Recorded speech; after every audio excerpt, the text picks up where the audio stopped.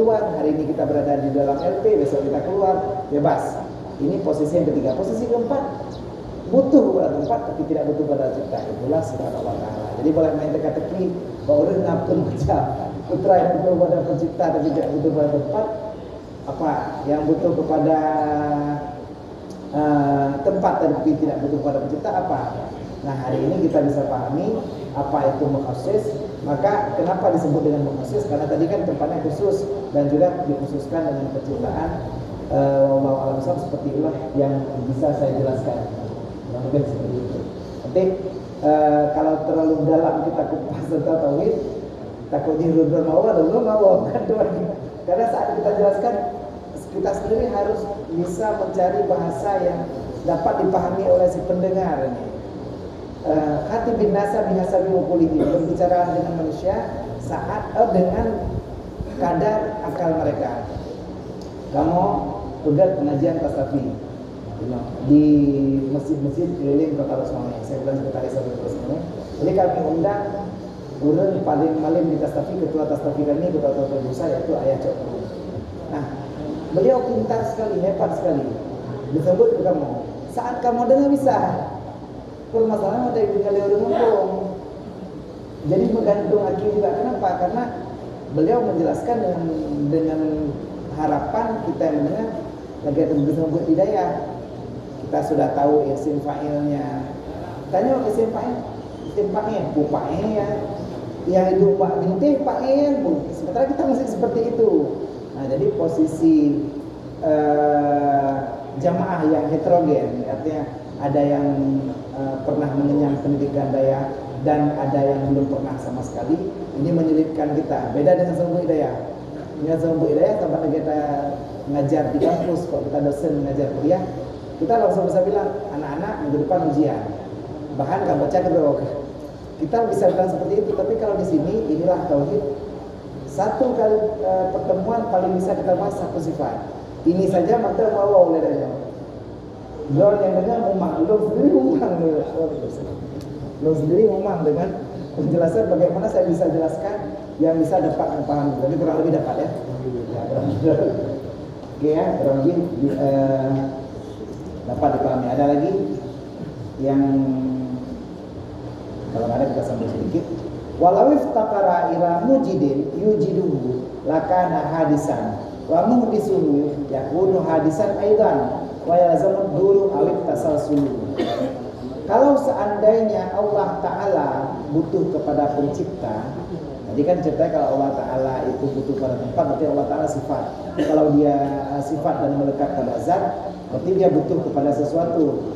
Sedangkan Allah Ta'ala bukan sifat. Dan kalau Allah Ta'ala butuh kepada mujid, kepada pencipta, mukhassis tadi, maka sungguh adalah Allah Ta'ala itu hadis. Hadis artinya makhluk. Jadi dalam ilmu tauhid banyak istilah-istilah. Mau disebut makhluk tapi disebut hadis. Kenapa nggak disebut makhluk aja? Kan boleh juga maksudnya. Karena memang hadis ini diartikan baharu. Baharu itu artinya sesuatu yang bisa hilang. Karena ada istilah-istilah yang berhubungan dengan yang lainnya. Ada kidam lawannya hadis. Hadis itu baharu. Karena Allah Ta'ala kan sedia. Makanya disebut makhluk dengan hadis. Kalau seandainya Allah Ta'ala butuh kepada pencipta, maka Allah Ta'ala adalah beliau itu makhluk atau hadis. Dan penciptanya Allah Ta'ala menjadi makhluk juga. Dan lazimlah dor ataupun tasalsul. Kita sudah cerita kemarin. Allah Ta'ala seandainya butuh kepada pencipta, berarti Allah Ta'ala diciptakan oleh si A. Terus si A ini siapa ciptakan? Iya, kalau si A diciptakan oleh si C lagi, akan terjadi tasalsul, artinya sesuatu yang tanpa ujung. Kalau Allah Ta'ala diciptakan oleh si A, lalu si A diciptakan kembali oleh Allah Ta'ala, terjadilah dur, perputaran tanpa henti. Dan ini mustahil, tak mungkin kita bayangkan. Beda dengan di barat, hanya huruf lompat dan huruf kah. Kita bisa ganti-gantian urut-urut. Tapi nyampe kabalikah kenoku, baru kita urut. Adapun tak balik, keliling tanya si A cupit room si B cupit room si C mukuta bentuk pasal belum bisa urut-urut. Kalau kita di barat, beda dengan penciptaan. Kalau Allah Ta'ala butuh kepada pencipta dan penciptanya butuh kepada Allah Ta'ala, terjadilah dur. Kalau penciptanya butuh kepada pencipta lagi, terjadilah tasalsul. Fathabata annahu ta'ala wal ghaniyul mutlaq. Maka sebutlah Allah Ta'ala, tetaplah Allah Ta'ala bahwa Allah Ta'ala itu adalah terkaya dengan kaya yang mutlak. Ai ghaniyun an kulli syai'in, artinya tidak butuh kepada sesuatu apapun. Hari ini kita hidup, kita masih butuh kepada banyak hal.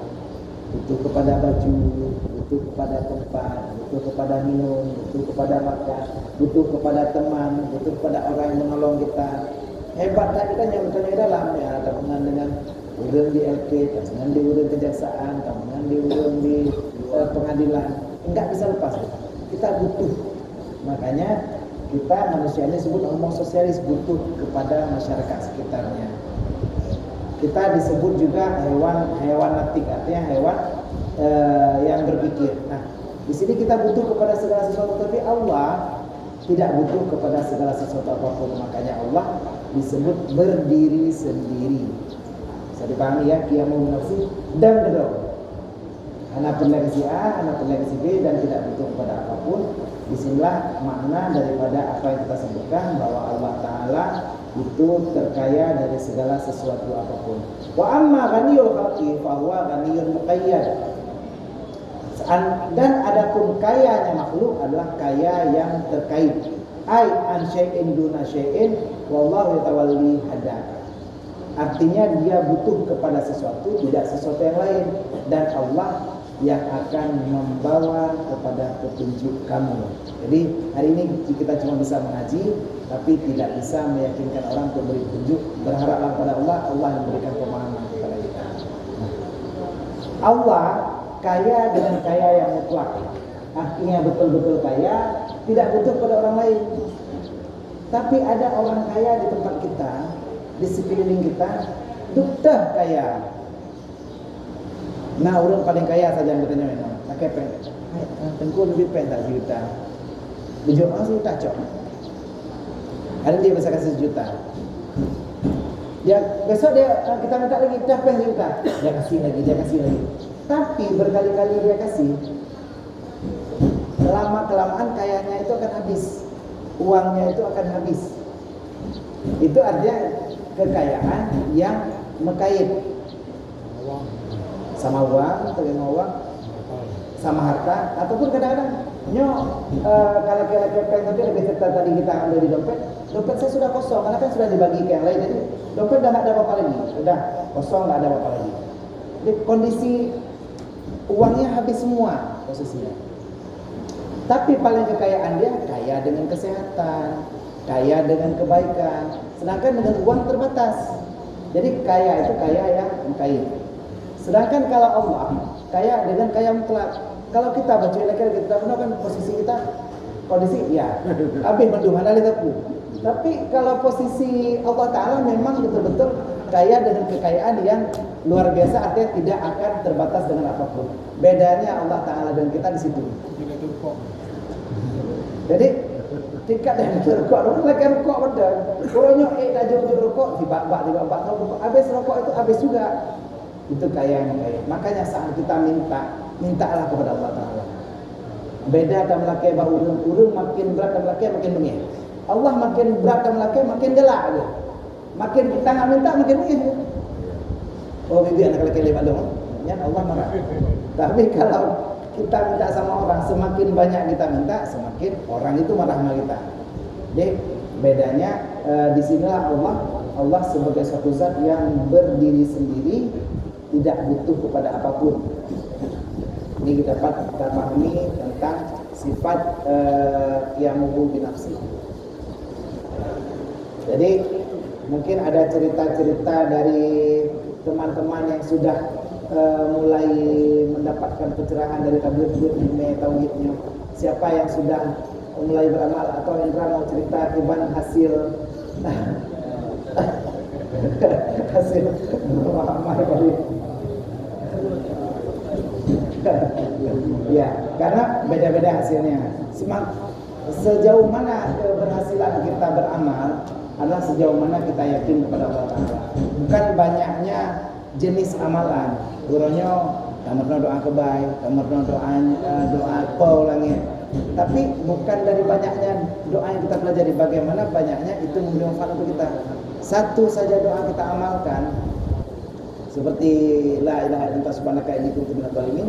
Siapa tahu dengan itu saja Nabi Yunus saja bisa lepas. Walaupun butuh waktu 40 hari. Nah, jadi bayangkan baru 1 minggu ya. Cipreh berkeloro, nanti kita lihat keajaiban. Bagaimana keajaiban yang Allah berikan kita. Dan beda orang beda hasil. Artinya mungkin Mbak Tanyo lain masih. Kadang-kadang kita lepas dari sini dipindah ke Kemon, tengah jalan bisa pulang atau gimana. Ada yang dipindah ke Banda Aceh, ke Gaju.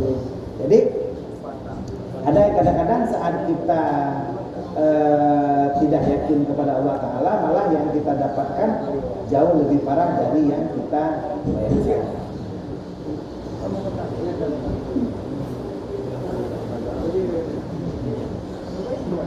Oke, kita masih punya waktu 45 menit. Kita coba sambung aja lah sifat yang ke-6 daripada ini agak pendek pembahasannya. Biasa agak panjang. Sambung aja, nanti kalau memang berhenti tengah jalan atau kalau nanti ke depannya di suruh satu kitab lagi, kita bisa baca 2 kitab sampai pertemuan satu sesi. As-sifatus sadisatul wajibatul lahu ta'ala al-wahdaniyah. Bermula sifat yang ke-6 yang wajib pada Allah Ta'ala adalah sifat wahdaniyah. Sifat wahdaniyah artinya sifat esanya Allah Ta'ala, satunya Allah Ta'ala. Pada apa wahdaniyah? Fi zati wa sifati wal af'ali. Pada zat, pada sifat, pada af'al. Artinya Allah Ta'ala itu satu pada zat, satu pada sifat, satu pada pekerjaan.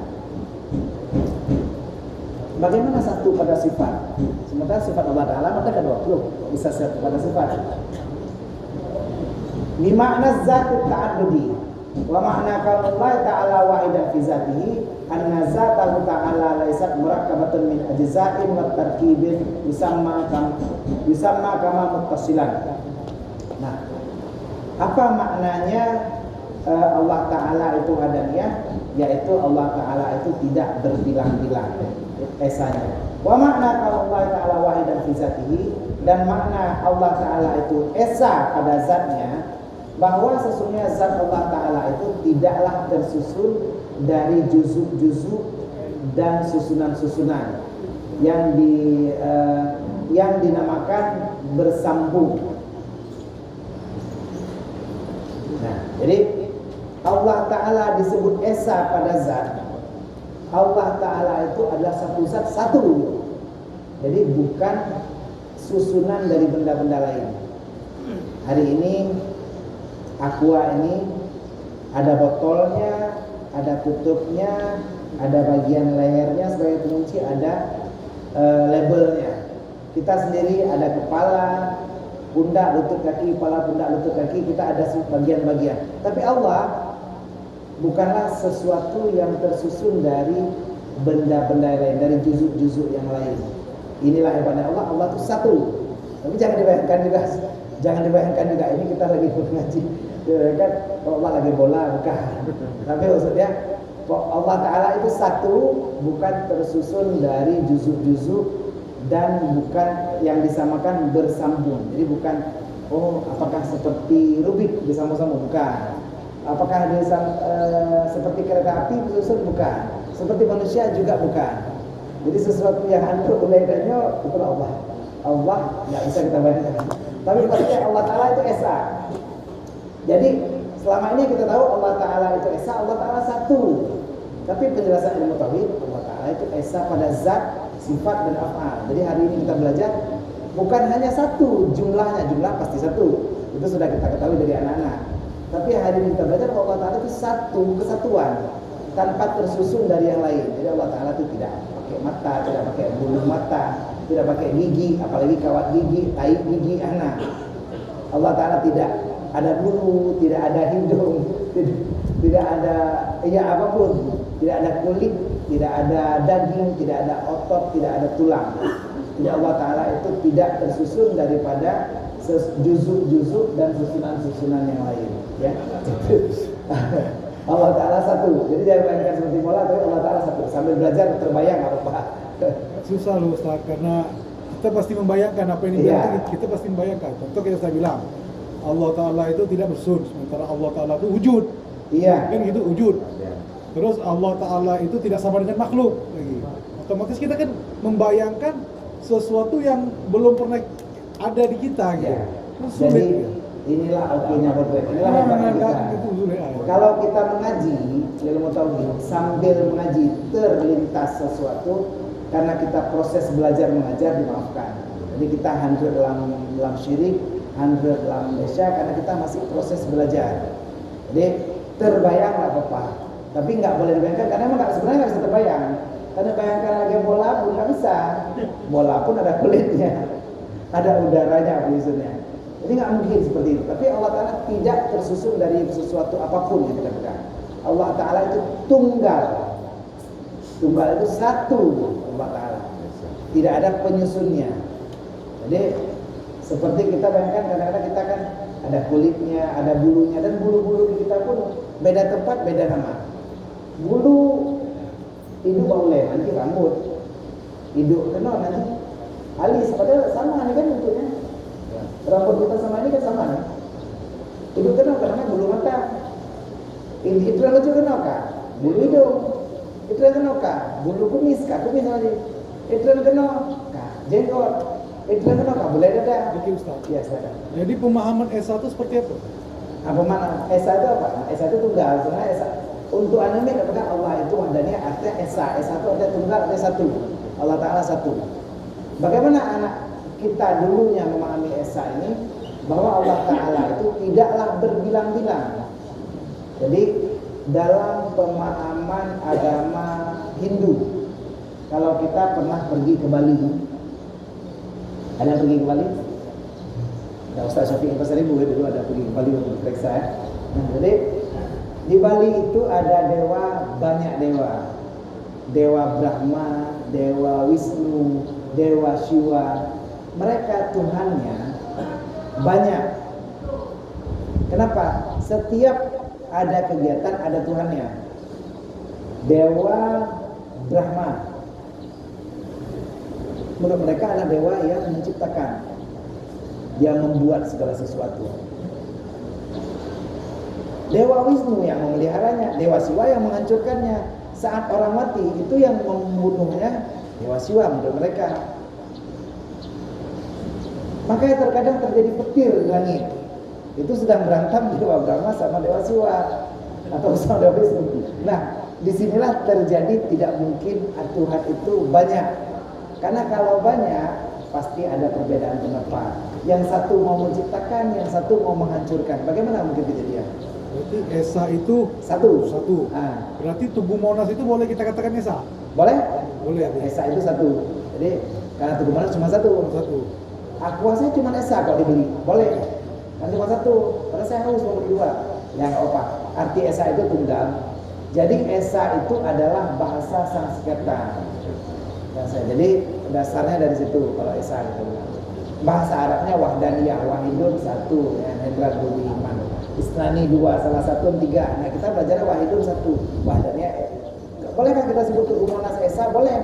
Apakah tak melanggar hukum tauhid? Enggak. Esa itu bahasa Sanskerta. Jadi ketuhanan yang Maha Esa. Dulu kita Pancasila, sila pertama ketuhanan yang Maha Esa. Tapi agama Kristen boleh berada di Indonesia. Orang Tuhannya tiga. Ada Tuhan Bapa, Tuhan Ibu, Tuhan Anak. Tuhan Bapa, Allah di surga. Kalau kata Ustaz Syafiq Pasar Ibu dulu sebelum masuk. Ada Tuhan Ibu, namanya Bunda Maria. Tuhan Anak, Yesus Kristus, ditembak mampus ya, gitulah. Jadi ada saat kalau kita meyakini seperti itu, tapi ya nggak boleh tidak menghina. Kalau seandainya kita di YouTube, saya bukan maksud menghina. Artinya di agama Kristen sendiri yang Tuhannya tiga, tapi itu juga masuk ke dalam ketuhanan yang Maha Esa. Padahal seharusnya kan nggak masuk, karena Esa itu satu. Hindu tidak harus keluar dari negara Indonesia. Padahal Tuhannya juga bukan satu. Apalagi kepercayaan kepada Tuhan YMI, Yang Maha Esa. Dia percaya Tuhan yang mana? Ya sembah pohon, animisme dulu kan gitu. Animisme, dinamisme dulu kita diajarin waktu SD. Itu dianggap kepercayaan.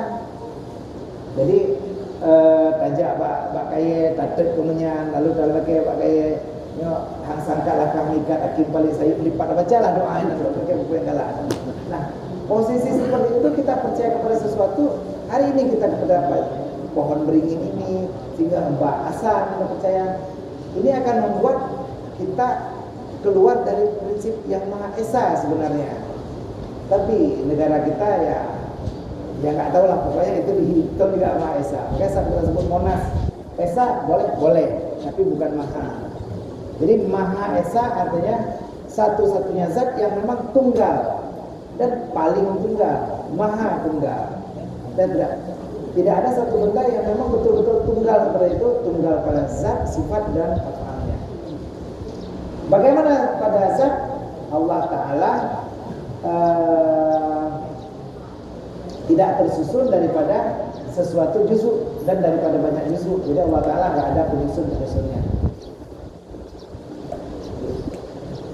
Laisa zatun fil wujudi wala fil amkani tasyabbaha zatahu ta'ala wa hadhihi musyabbahatun mustahilatun tusamma kama munfasilah. Jadi Allah Ta'ala itu tidak ada tersusun secara muttasilan, secara bersambung, dan juga tidak tersusun dengan sesuatu yang sama secara terpisah. Jadi apakah Allah Ta'ala itu bersambung seperti ini? Enggak juga. Berpisah? Karena Allah Ta'ala boleh itu berpisah? Enggak juga. Jadi untuk bisa kita bayangkan, Allah Ta'ala itu tidak terbuat dari juzuk-juzuk, baik itu muttasilan maupun munfasilan. Fal wahdaniyatu fi zati nafatil kamil muttasilu fi zati wal munfasilu fiha. Maka bermula wahdaniyah pada zat menafikan kemungkinan ittisal atau persambungan pada zat dan terpisah padanya zat. Jadi yang disebut Allah Ta'ala itu Esa pada zat, Allah Ta'ala itu tidak mungkin zatnya tersambung atau terpisah dari juzuk-juzuk. Jadi kita masih punya waktu setengah jam lagi. Mungkin biar gampang dipahami bagaimana prinsip daripada sesuatu itu muttasil ataupun munfasil. Ini ada permainan anak-anak. Saya lihat permainan. Ini punya anak-anak sebenarnya. Kecil sengaja biar bisa enak diperhatikan. Di sini ada kotak. Kotak yang terbagi 3, di dalamnya ada yang disebut mumi. Nah, ini muminya. Muminya plastik, ya boleh dilihat dulu, boleh dicek dulu atau dibagikan ke kawan-kawan. Ini contoh. Kenapa saya bawa ini? Untuk contoh biar bisa dipahami. Ada mungkin sebagian sudah pernah lihat, mungkin sebagian sudah pernah membayangkan. Ada sambungan, ada potongan? Nggak ada ya? Jadi ini yang disebut satu benda secara muttasil. Muttasil dia sambungannya artinya bukan film. Jadi sambungan ada kepalanya, ada bentuk badannya, ada bentuk tangannya, bisa dilihat ya. Kurang lebih seperti ini. Di belakang nampak? Jadi ini padu ya. Artinya tidak hancur, tidak terpecah-pecah. Jadi bisa dibayangkan ini adalah suatu benda yang disebut muttasil. Muttasil artinya dia terdiri dari juzuk-juzuk. Ini tangannya lagi pegang ini kepalanya. Ini bayangkan mumi masuk di dalam tempatnya. Ini tempat mumi. Jadi kalau kita lihat mumi atau ya pernah lihat di film-film Mesir kuno, ada ya bisa dibayangkan seperti ini, muminya masuk ke dalam biasa ya, kotak biasa ya. Nah, ini posisi muttasil, artinya posisi yang tersambung, tidak ada sambungan dan tidak patah ya, tersambung sempurna, tidak ada sambungan. Nah, posisi ini begitu si mumi dimasukkan ke dalam kotak, dia tertidur terbaring di dalam kotaknya. Tertidur ya dalam kotaknya. Artinya biasa seperti ini posisinya. Tapi nah yang aneh, kita hari ini belajar muttasil dan munfasil.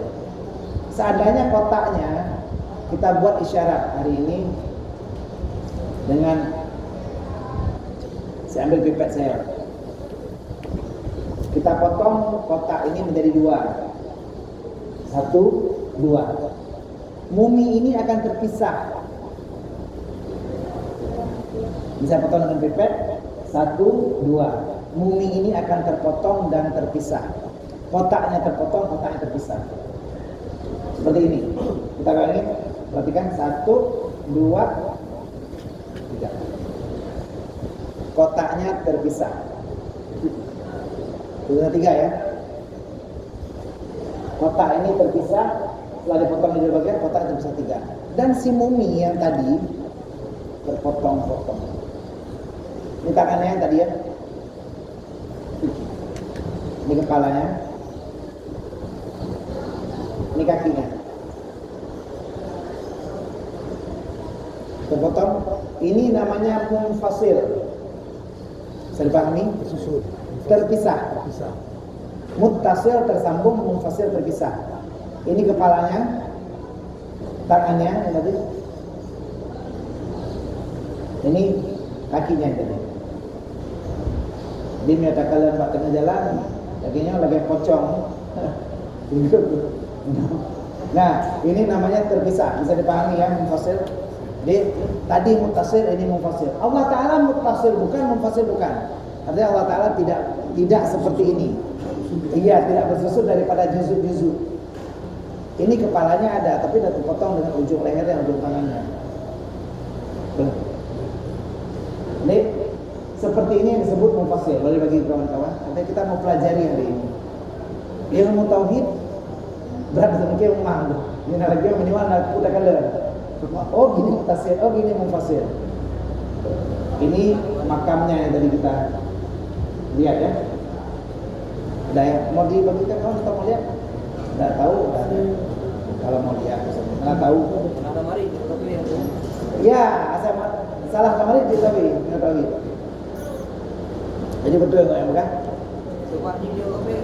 Sebab di kafe lagi kita tahu pada gara-gara tanya atau bayangkan Allah Taala berbentuk sabo, itu Allah Taala lagi bola jika begini. Atau Allah Taala pun lagi ada bayangkan pun lagi monas kalau Allah Taala lagi monas boleh. Ya. Ini adalah permainan. Ini kita cerita muttasil munfasil, bukan Allah Taala seperti ini. Jadi ini kita cerita muttasil dan munfasil. Tauhid ini perlu berpikir tapi tidak boleh membayangkan. Iya. Gitu lebih tepat. Betul, lebih tepat. Berpikir tapi tidak boleh membayangkan. Berpikir tapi tidak boleh membayangkan. Itulah sulit berarti ya. Itulah sulit. Karena otomatis otak kita Pasti membayangkan. pasti membayangkan. Saat kita ngomong terbayang kita. Saya bilang kan. Coba sekarang semuanya kita tutup mata. Sambil tutup mata, kosongkan pikiran, jangan bayangkan, jangan coba bayangkan ada gajah, warnanya merah, hidungnya panjang, kupingnya lebar, kakinya 4, jangan dibayangkan. Awas kalau ada yang bayangkan gajah, warnanya merah, hidungnya panjang, kupingnya lebar, kakinya 4. Awas, kalau saya tahu di kepala kalian ada terbayang gambar gajah, warnanya merah, hidungnya panjang, kupingnya lebar, kakinya 4. Awas kalau ada yang bayangkan. Ada yang bayangkan? ada. Sebenarnya waktu kita mengosongkan pikiran aja itu tetap terbayang. Tetap terbayang. Apapun pasti ada dalam pikiran kita. Iya. Jadi bayangkan apabila kita berpikir tentang tauhid tapi tidak boleh bayangkan. Nah makanya ada keringanan saat kita belajar. Kalau kita dalam proses belajar mengajar seperti kita yang di sini, kita bisa bayangkan ini munfasil, sudah terpisah. Si mumi yang tadi kita lihat sudah terpisah, kepalanya, tangannya, dan badannya. Jadi ini kita sudah bisa bayangkan yang mana muttasil, yang mana munfasil. Hari ini kita masukkan lagi dia, si mumi tadi, kepalanya ke sini, atau kepalanya ke sini. Kita pisahin aja, biar gampang. Kepalanya di bagian tengah ya. Tangannya di atas,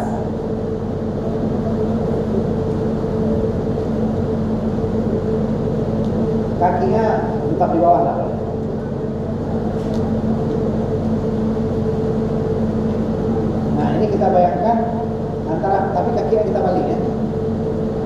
Kita balik. Nah ini posisi si mumi tadi. Kepalanya sudah di tengah posisinya. Posisi kepala tengah, ke tangannya di atas. Ini munfasil, terpisah. Tapi posisi ini, perhatikan kalau kita bayangkan 1, 2, dan 3 seperti ini. Si muminya kembali pada posisi kepalanya di atas. Ya. Kepala si mumi kembali di atas, tangannya kembali di tengah, dan kaki di bawah.